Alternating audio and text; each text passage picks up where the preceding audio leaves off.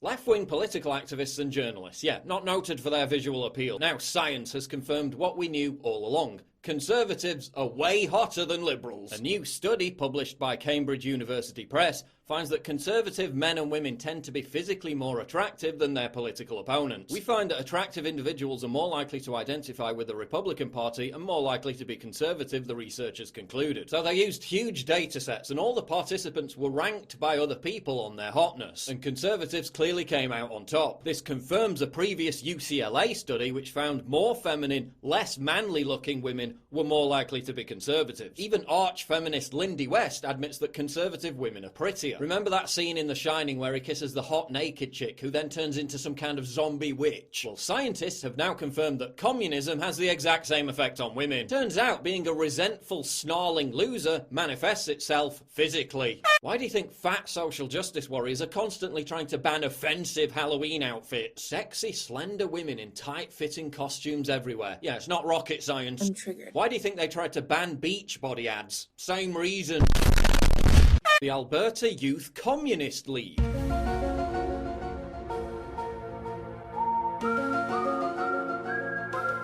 Now, I'm not saying these people are ugly, but when they try to take selfies, their phones spontaneously combust. Look at these anti-Milo protesters at UCLA. If they put as much effort into grooming as they do silencing free speech, maybe they wouldn't look like Michael Moore and Rachel Maddow's bastard love child. Just saying. Look at the girl on the right.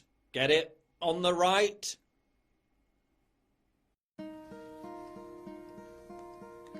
Hello, darkness, my old friend. She's got less armpit hair than Vern Troyer's got head hair. As for the girl on the left, not even a soy boy is going to want to touch that spaghetti. Somebody touch my spaghetti! I don't even know what that means. No one knows what it means, but it's provocative. No, it's not. It's Gets gross. the people going. Shut Up Hillary Girl versus Lena Dunham. Let's just say, I'm with her. How to be anti-feminist woman on YouTube, hot, hate other women, nearly a teenager, unhealthy pathological need for male approval. How to be a feminist woman on YouTube.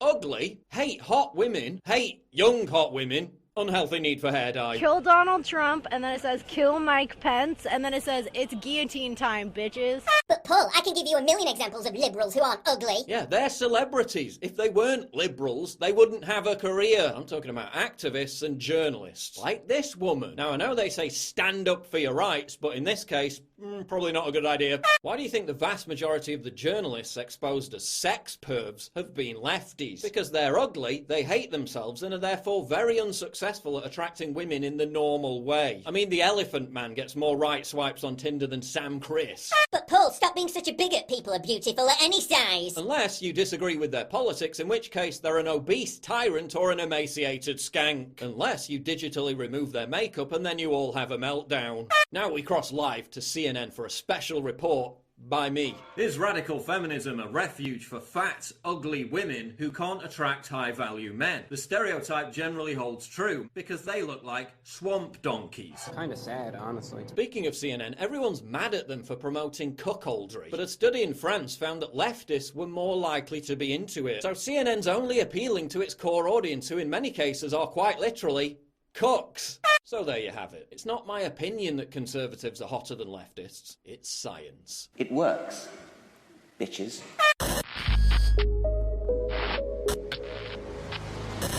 Please click the big red button to subscribe. It really helps me when you do that. And click the bell to allow notifications so you never miss a new video.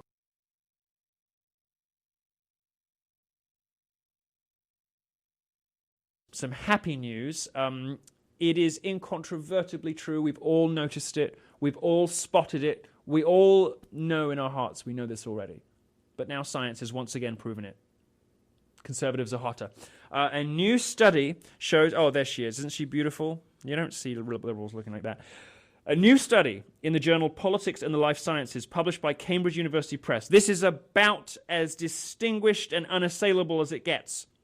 Politics and the Life Science, serious journal, Cambridge University Press, need I say more, finds that conservative men and women tend to be physically more attractive than their political opponents. This is at dangerous.com, our site. Go read this story. It's amazing. Utilizing measures of attractiveness across multiple surveys, the researchers examined the relationship between attractiveness and political beliefs. While controlling for socioeconomic status, the researchers found that more attractive people were not only likely to report greater efficacy in terms of politics, but they also tended to identify as either conservatives or Republicans. The researchers say, we find that attractive individuals are more likely to identify with the Republican Party and more likely to be conservative. Physical attractiveness is an important social factor in our daily interactions. Scholars in social psychology provide evidence that attractiveness stereotypes and the halo effect are prominent in affecting the traits we attribute to others. This is another study, yet more evidence, and we'll go into this in more detail later. I wrote a column for Breitbart about this once upon a time, about whether being left-wing makes you ugly or being ugly makes you left-wing. We talked about it on the show. The studies keep coming. Hot people are right-wing. The research took advantage of two unique data sets, the 1972, 74, 76 American National Election Studies and the Wisconsin Longitudinal Study. In the former, their measure of attractiveness was taken from an interviewer's subjective rating following the completion of an interview and made on a 5-point scale. Because more attractive people tend to be Republican, researchers question whether this might relate to electoral advantages. You can read more about that at dangerous.com.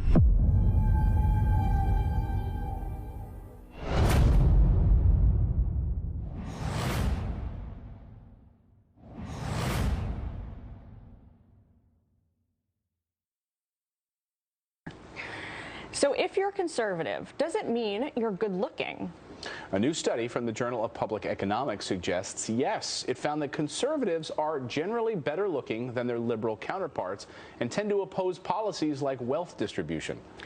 I don't know about that. It also claims conservative voters in Europe, Australia, and the U.S. link a candidate's looks to their party affiliation.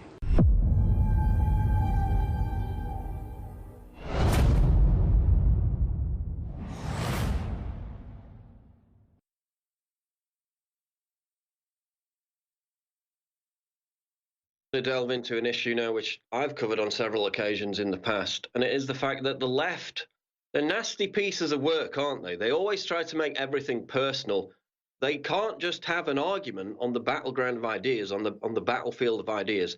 They have to interfere in people's families. They have to interfere in people's private relationships because they're interfering busybodies. They're nasty, self-loathing, very hateful people. And they can't just debate politics without making it personal. And on that subject, I'll welcome back our guest, who is Ashton Whitty. She is at Ashton Birdie on Twitter. Ashton, welcome back. Thank you for having me. Now, I want to talk about this Vice article, which you covered in a video a couple of days ago. If you could flash this up. Headline is, Conservatives are whining because no one wants to date them. This came out in Vice, I think it was back in the beginning of March. Let's read a couple of sentences out of this. Says a handful of conservatives in DC told the magazine they've been having a real tough go of it since the election. They've just been having a hard time getting laid. According to one unnamed Trump administration official, it's especially hard to land a date if you're affiliated with the White House. Sad. It continues, a reporter for a white right-wing media outlet told the Washingtonian he recently went out on a date that crashed and burned once the woman noticed some conservative books on his shelf. The horror. Even though the guy told her he didn't vote for Trump, he got down and groveled on his knees and considers himself a moderate conservative. She ended things there. So it's not a long article, but it goes on in that vein. First of all, I mean, that's a lucky escape for that guy. He avoided certain misery. So what is the problem there? Second of all, Ashton, for women, let's just look at women. If you're reasonably attractive, you will never be short of offers from men. Basic biology overrides politics. That's just a fact. And for men, which is why I say this article is complete BS in my experience, I'm seeing the opposite. Like being a conservative or, just not being an intellectual coward, which is what most leftists are, it's transgressive, it's daring, it's attractive. So, I mean, is Vice correct? From my perspective, this is complete BS. Are confident, good-looking men with strident beliefs and purpose in their lives really going to have problems finding a date?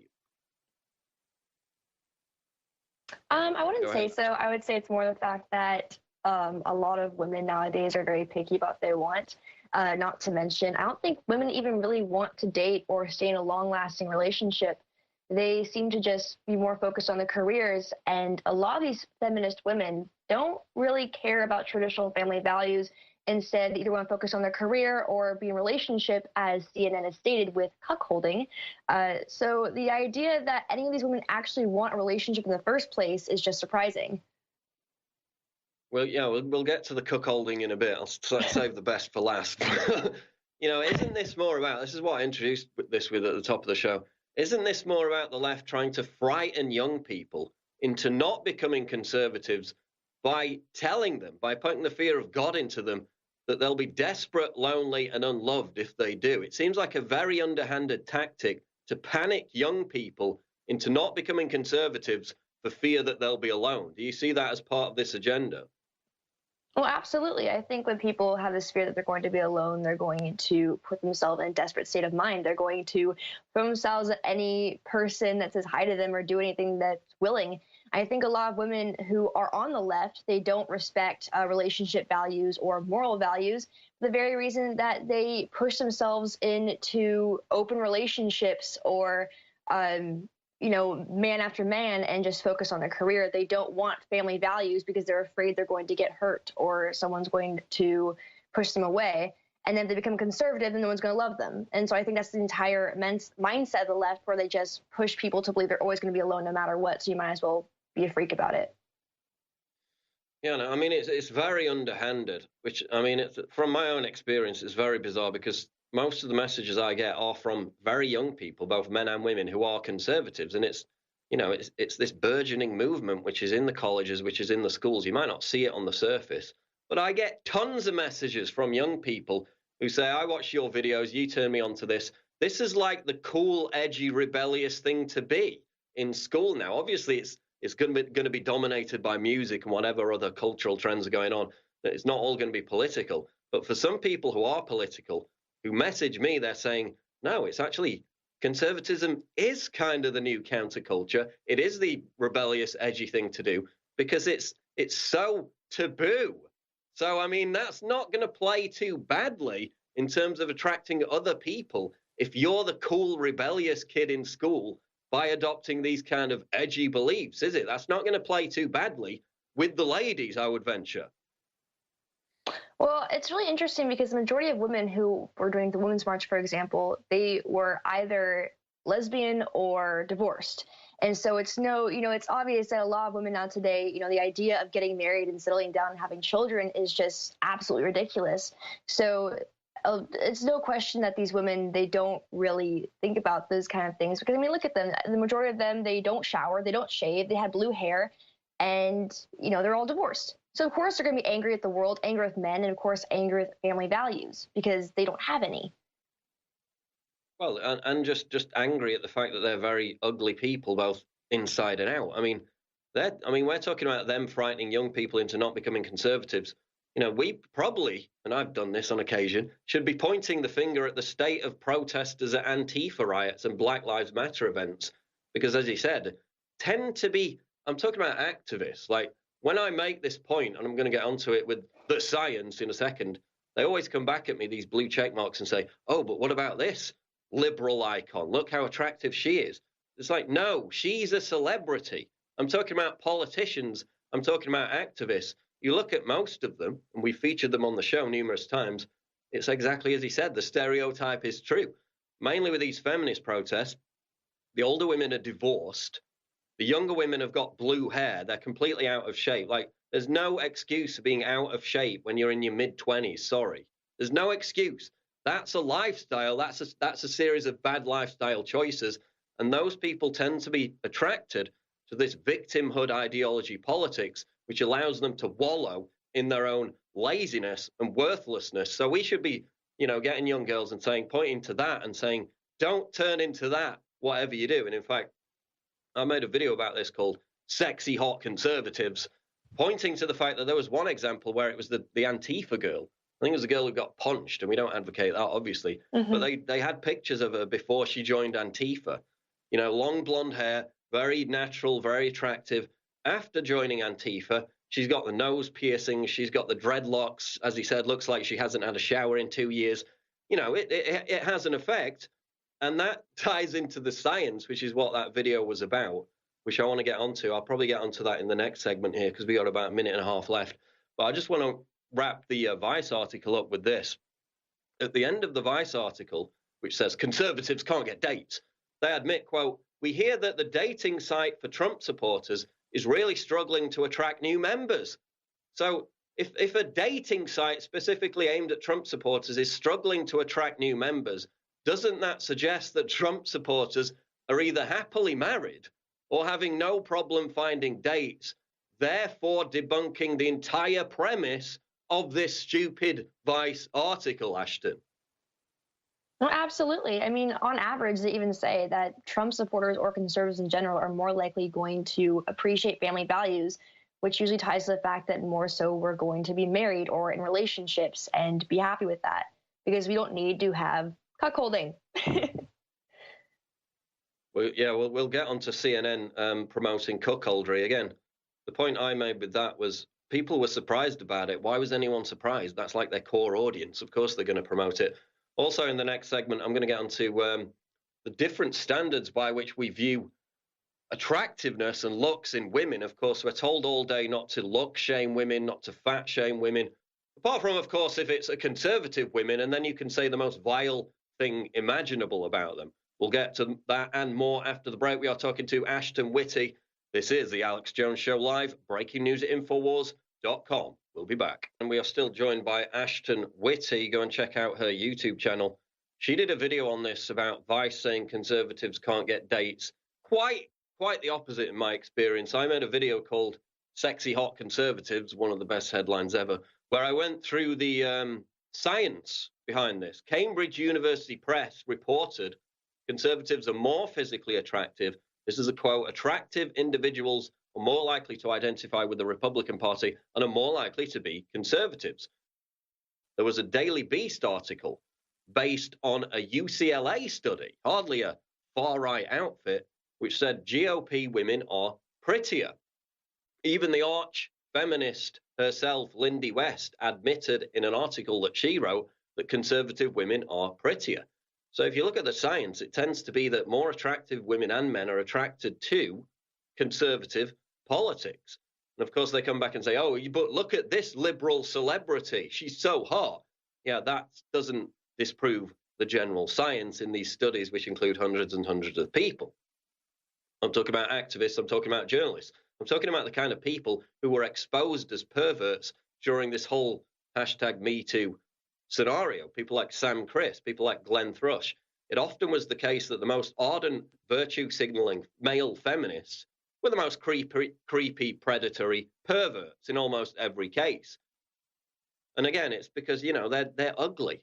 I mean, I see this connection all the time. Leftists, particularly the most vicious ones who jump to getting personal as quickly as possible, they always have like problems with depression, problems with self-loathing. So in those cases, you know, they can't attract women in the normal way. So they have to be creeps, they have to be perverts. And the science shows that conservatives are indeed hotter. But I mean, Ashton, you know, the question is, do leftists, as they get older, manifest all that viciousness, all that self-loathing by becoming as ugly on the outside as they are on the inside? Do they actually begin to wear all that hatred on their faces, do you think?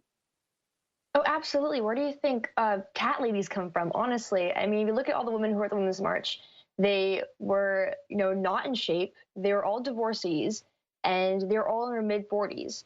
And these are the same people who are offended by beach bodies and women like Pamela Anderson on Baywatch. They can't stand the idea of pretty women taking over. And I think they're indoctrinating a lot of the college students, females, of course, to believe in this idea. You know, if you look at a lot of sorority girls at UC Berkeley, for example, they all look like they come from nice families. They are all very pretty. And then something happens to them over time where they stop shaving their legs. They wear yoga pants every single day, and they start wearing Birkenstocks. And it's almost like this feminist ideology is pushing them to not take care of themselves. Yeah, you see the before and after photos of some of these women, and the transformation is quite stunning. But again, you know, they say, oh, Ashton, that's just your internalized misogyny. That's my bigotry. How dare we judge women on their appearance? Oh, and by the way, Tommy Lawrence had plastic surgery. You know, Ann Coulter's emaciated. It's okay to be completely vile about women and how they look and the size they are, so long as they're conservative. Quite the double standard there, Ashton, isn't it? Well, what's so interesting to me is that a lot of women who are conservative and they do take care of themselves, you know, whether it be Botox or taking a simple shower, we're actually happier with our lives because taking care of your bodies and actually, you know, basic hygiene tends to tie back to happiness. You know, you're not going to be depressed if you smell good. You're not going to be depressed if you're wearing nice clothes. Happy people just don't look like trolls. It just doesn't happen. Now I want to get into this. I know you've been chomping at the bit to talk about it. InfoWars headline, CNN promotes cuckoldry as positive for modern relationships. This came out back in January. Of course, CNN appealing to the interests of its core audience.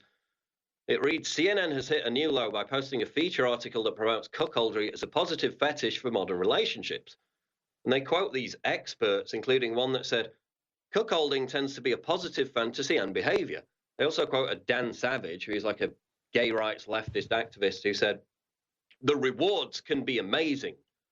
Goes on to say, neither of these assertions are backed up by any evidence or challenged by the writer of the piece, Ian Kerner, who is a licensed psychotherapist. So there was no actual survey or anything that backed this up, that it was a positive thing for relationships to let your wife sleep with someone else. They just said it was, and we took their word at face value. But we had another article, though, which completely contradicted this, and this is out of Breitbart. It says, far-left voters more likely to share their wives, right-wingers more sexually dominant, claims study. So basically, they asked people in France, and again, this sampling was 4,000 people, unlike the 3 people quoted by CNN. And basically, they found out that left-wingers are more likely to have orgies, to share their wives, and we're trying to dance around this because it's a family show. Right-wingers, this is a quote, are more likely to enjoy, quote, kinky sex. So they're more likely to engage in taboos, but it was the left-wingers who were more likely to engage in cuckoldry. So Ashton, you know, not to get too graphic here, it's a family show. Why do you think leftists are more likely to be into cuckoldry? Is there something within their psychological makeup which makes them more attracted to that kind of deviancy? Well, as a psychotherapist, I think that she would know basic psychology and that sharing multiple men for one woman is not going to help a woman psychologically. It's actually going to damage her even more, which may even tie to the very fact that feminists are angry themselves. I mean, there's a studies show that women who have more sexual partners at a time, they tend to be angry with their lives. They tend to have worse relationships. I think this ties to a lot of what a lot of these feminists, you know, are.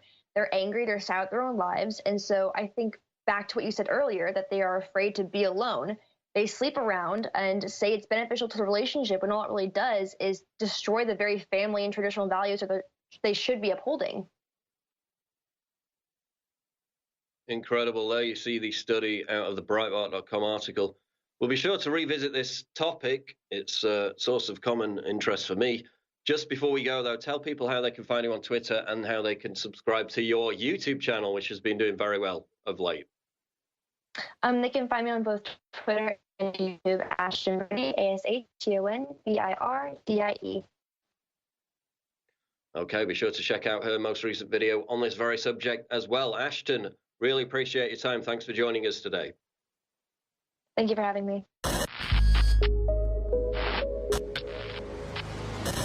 Please click the big red button to subscribe. It really helps me when you do that. And click the bell to allow notifications so you never miss a new video. London has overtaken New York in murders for the first time in modern history. Everyone's acting all bewildered as to why the capital and the UK in general is seeing a surge in violent crime. But it's not a mystery. Mass immigration, political correctness and cultural degradation are the 3 primary causes. Everyone's blaming Sadiq Khan. But it wasn't Sadiq Khan who told police they couldn't chase criminals on mopeds. That was Theresa May. Yes, she literally told cops not to pursue thugs on mopeds without helmets because the criminals might get hurt. Poor babies! And what happened? Moped crime exploded. Criminals literally just driving into outside cafes and swiping laptops and phones. Pedestrians being terrorized, assaulted and robbed on the streets. And it's all Theresa May's fault. This is what happens when the intellectual elite tries to assuage their metropolitan white guilt by treating the perpetrators of crime as the victims. Supine cowardice. London's violent crime explosion can be directly blamed on supine cowardice. It wasn't Sadiq Khan who reduced stop and search. That was Theresa May too. Why did Theresa May reduce stop and search? Because she thought it was racist. Because she insisted black kids were being stopped and searched disproportionately, despite being shown evidence that this was not the case. Ordering police not to profile the most likely violent criminals in the areas where violent crime is most likely to take place. What could possibly go wrong? A wave of stabbings have given London a higher murder rate than New York City, which is much bigger. On Thursday, 6 teenagers were stabbed in London in 4 separate incidents over just 90 minutes. This is what happens when politicians deem virtue signaling to be of more value than law and order. Political correctness. London's violent crime explosion can be directly blamed on political correctness. Oh, but don't for a second think I'm letting Sadiq off the hook. As Londoners lay bleeding to death in the streets night after night, what was Sadiq more bothered about? While the blood flowed into the gutter, Khan was pissing about in America complaining about mean tweets. Deport all Muslims and make London white again. Or whining about Donald Trump's retweets. Or whinging about the Tories not providing enough money for police. Let's just be thankful that Khan found enough money to pay for something that Londoners were really crying out for: transgender bathrooms. Here's another fundamental cause of London's violent crime surge. Black kids are still growing up mired in a degenerate culture that glorifies criminality and violence. Specifically, I'm talking about UK drill rap. This is the music behind the bloodshed. This is the forum through which gangs brag about their stabbings, direct threats at other gangs, and monetize the whole thing on YouTube. Originating in Chicago's South Side, drill rap is now the soundtrack to London's murderous crime wave. Instead of competing on the sports field, these kids compete for kills. Gang members even keep a scoreboard of their triumphs, all publicised on video. If you're in a gang and one boy has stabbed 2 people and another's stabbed nobody, then there is peer pressure to go out and do it, says Chris Preddy, a 24-year-old youth worker. Or as one gang member put it to Preddy, man's on the score sheet, pom pom pom, dip dip dip, that boy is top of the table because he's stabbed 6 people. It's like Lord of the Flies. But instead of being stranded on a desert island, these kids are cast adrift in the hopeless malaise of fried chicken shops and piss-stained stairwells. Some of these threat videos get hundreds of thousands of views. Likes and comments provide dopamine hits for kids desperate for validation from their peers. So you know what, to borrow a phrase from Donald Trump, London's turning into a shithole under Sadiq Khan. London is what happens when you embolden criminals by making a mockery of the police. Thanks to decades of leftist hand-wringing, which demanded more leniency towards scumbags, UK police have been completely emasculated. They're now seen by criminals as a complete joke.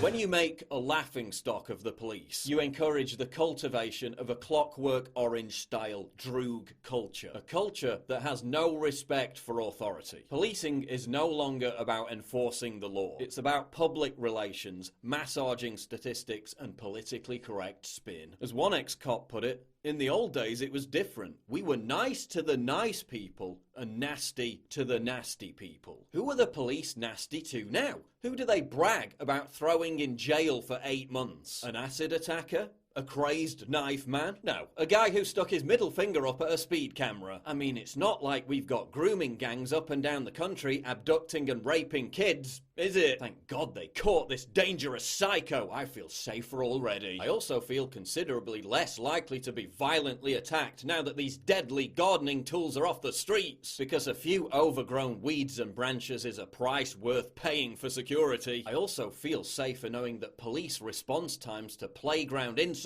are ruthlessly efficient. I also feel better knowing that women are being protected From wolf whistling, I also feel safer. Now I know the cops are monitoring mean tweets. I mean, certain groups can literally call for beheading people in public, and they can walk around Parliament waving ISIS flags. But don't be unfriendly on Twitter because you might get a visit from the thought police. I'm being burgled. I'm sorry, sir, we no longer... The man is being disrespectful towards Islam. Hold on! But rest assured, when the authorities are busy investigating the ghastly crime of offensive social media posts, at least we can defend our own homes from invasion without fear of legal reprisals. Right? No, they're literally arresting pensioners for doing just that. The same pensioners who live under a de facto nighttime curfew because they're so afraid of crime. As Theodore Dalrymple writes, old people would no more venture out after dark in the UK than Transylvanian peasants in the Hammer horror films about Prince Dracula. The UK's violent crime wave has also been fueled by mass immigration. Oh, don't take my word for it. Listen to what an actual gang member at the centre of it all told the London Evening Standard. In the last 10 years, since the Somalis and the Congolese came to London, they taught us a whole new level of violence. These people had seen family members mutilated. So when they said, I'm gonna smash you up, us guys would be shouting, yo blood, what you mean? And they would just pull out a blade and stab you in the chest. It upped the speed and level for us British-born guys. We had to arm up to protect ourselves. It created an upward spiral. Sadiq Khan himself admitted that London's rising population, bloated by mass immigration, was contributing to the violence. The very same liberal politicians who pushed for mass immigration are noticeably silent when it comes to being outraged about London's violent crime wave. And that's because it's not their sons being stabbed. It's not their daughters getting acid attacked. Because they all live in the areas with the least immigrants.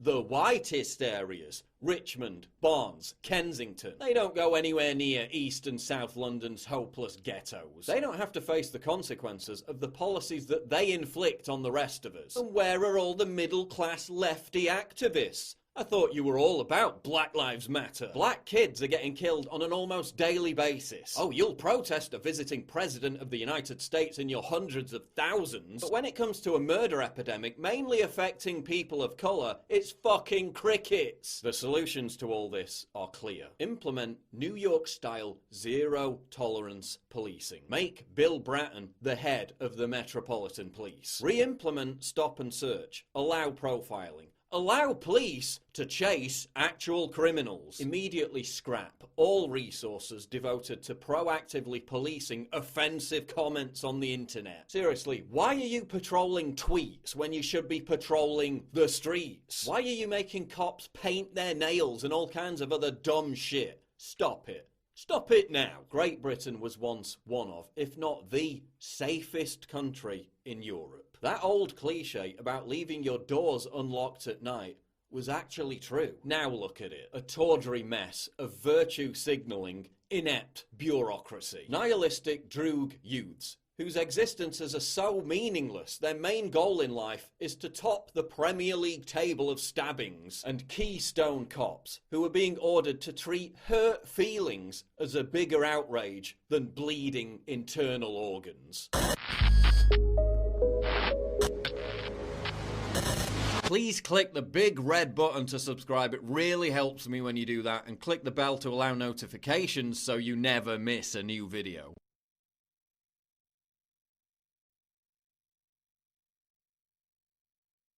In a watershed moment for the culture war, Kanye West praised conservative commentator Candace Owens in a tweet, saying, I love the way Candace Owens thinks. If you see something that's great, you gotta respect it. And how did Twitter react? By failing to even spell Owens' name properly and calling her far-right. They're going to call a former left-wing, now centre-right black conservative who is hated by the actual far-right, then all bets are now off. And then the usual blue check marks piled in with their lies and hatred. Candace Owens is a far-right media personality who got famous by appearing on the conspiracy site InfoWars and calling herself a red pill black, a term popularised on the alt-right men's rights message board that is basically an antonym for woke. Wrong, idiot. She got famous by communicating a message of actual empowerment for black people. So save us the glib white-splaining, please. Talking of white-splaining, Sean King whined about it too. Yeah, how are you going to accuse Kanye of being an and Uncle Tom when you're whiter than Rachel Dolezal. Blip! So precisely how does Candace Owens think? Well, she tells black people not to be victims, not to be dependent on welfare, and not to blame society for all their problems. The truth is that the left wants to strap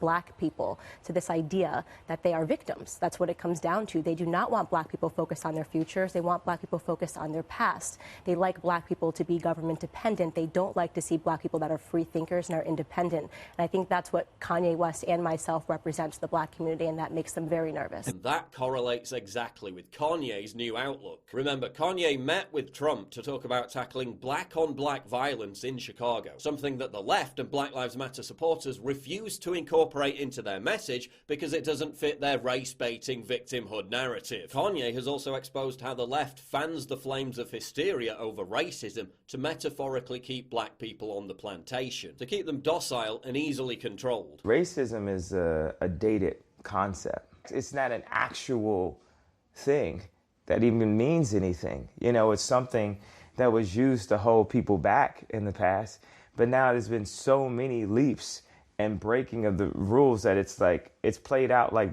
you know, like a style from the, 1800s or something.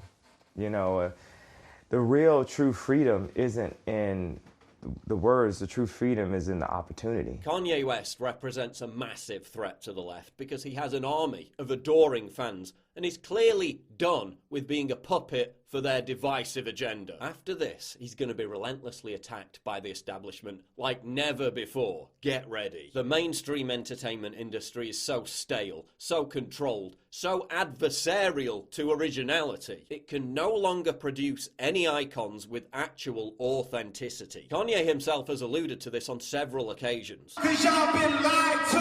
Radio lied to you. They can't play what they want to play because they've been paid to play that bullshit over and over and over. Celebrities with something to say other than vacuous virtue signaling and cliched platitudes are now all but extinct. And that's because any celebrity that uses their platform to speak uncomfortable truths is immediately shunned and attacked by the legacy media. Look what they did to Morrissey after he spoke out against mass immigration and Islamic terrorism. This paucity of authentic, interesting celebrities is why YouTubers like PewDiePie and Candace Owens are the new rock stars. We the rock stars. Now, obviously, most of these new rock stars aren't going to be political, but the ones that are represent a true threat to the status quo, to the dominant culture, which is why I was right when I said conservatism is the new counterculture and populism is the new punk rock. Oh, but Kanye had a breakdown. He's gone insane. Yeah, if you haven't been paying attention, Kanye's had about 10 what they call breakdowns since the mid-2000s, and he always comes back more influential than ever before. Blip! That's why they're terrified of him endorsing ideas and people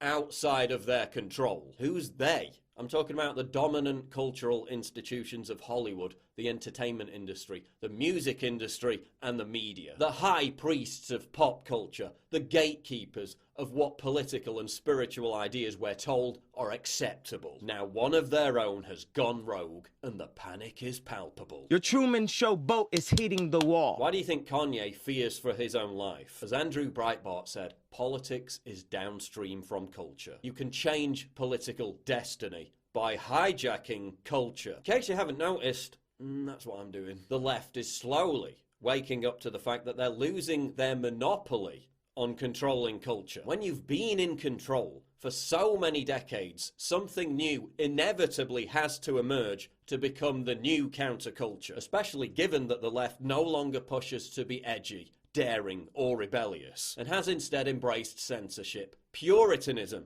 and cultural sterility. The high priests of pop culture are the real racists. They're the ones who indoctrinate young black kids to aspire to be thugs. They're the ones who fetishize and glorify criminality and gangsterism through hip-hop music. Kanye is trying to move black people away from the ghettoization of their minds towards true independence and freedom. Candace Owens is trying to do exactly the same thing. And that's why they resonate with each other. And that's why the left is petrified of them both. What you're seeing happening today, obviously we have some black people that are just shouting in the back. We have some black people that are sitting in the front quietly, that are chanting USA and having a normal conversation. I love that, because what I say every single time, and you may have seen me on the news, is that what is happening right now in the black community, you're going to hear it in this room first, there is an ideological civil war happening. Black people that are focused on their past and shouting about slavery, and black people that are focused on their futures, okay? That's really what it comes down to, okay? I can guarantee you what you're seeing happening is victim mentality versus victor mentality. That's and I promise great, by you, the way. the people here are going to win. I love that. And there's no doubt in my mind. I can tell you right now who is going to be better off when we look 20 years, when we look at the faces in this room. Who is going to be better off are the girls that are sitting right here and across this room, because they don't have your mentality. Victim mentality is not cool. I don't know why people like being oppressed. It's the weirdest thing I've ever heard. I love oppression. We're oppressed. 400 years of slavery, Jim Crow, which, by the way, none of you guys lived through. Your grandparents did, and it's embarrassing that you utilize their history. You utilize their history, and you come in here with more emotion than they ever had when they were living through it. More emotion than they ever had when they were living through it. It's embarrassing. You're not living through anything right now. You're overly privileged Americans. They're also afraid that Kanye could be president one day. I'm not joking. As Terrence Williams said, both Kanye and Candace are free thinkers. If that triggers you, chances are you're not a free thinker. The left doesn't care about black people. They don't want black people to be business owners, doctors or scientists. They want them to remain mired in dependency and hopelessness. They want them to continue to vote for their own enslavement. And whether you love or hate Kanye's narcissistic personality, When someone comes up and says something like, I am a god, everybody says, who does he think he is? I just told you who I thought I was, a god. the mere threat of him derailing this agenda to any degree, the mere fact that they don't control what comes out of his mouth, is what keeps the high priests of pop culture awake at night. And this was an extremely visionary move on my part. Please click the big red button to subscribe. It really helps me when you do that. And click the bell to allow notifications so you never miss a new video.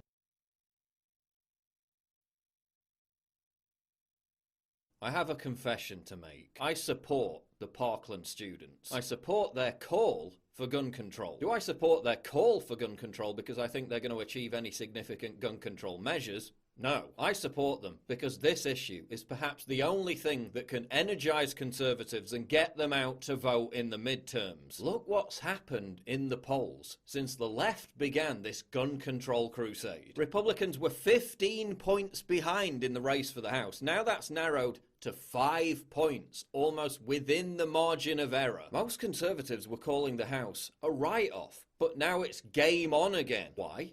Because gun control is a losing issue for Democrats. It always has been. After Bill Clinton passed an assault weapons ban, he lost 54 seats in the House. The Democrats have made the midterm elections a referendum on Trump. Now Trump needs to make the midterm elections a referendum on constitutional rights. This is how he energizes the base. This is how he turns out voters. The entire March for Our Lives campaign has been one huge own goal. The left just couldn't contain their arrogance. First it was banning bump stocks and restricting AR-15 sales. Now it's ban all guns, take them from your cold dead hands and repeal the Second Amendment. When they give us that inch, that bump stock ban, we will take a mile. Because only Trump's Nazi regime and racist police officers should be allowed to have weapons, right? Oh yeah, and the security at gun control rallies.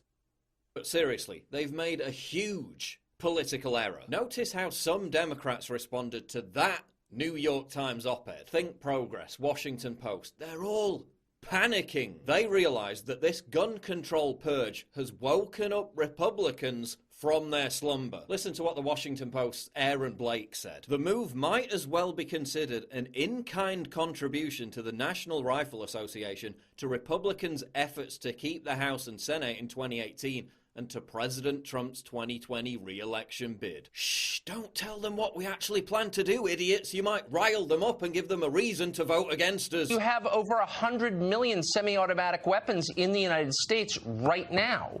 What do you do with those?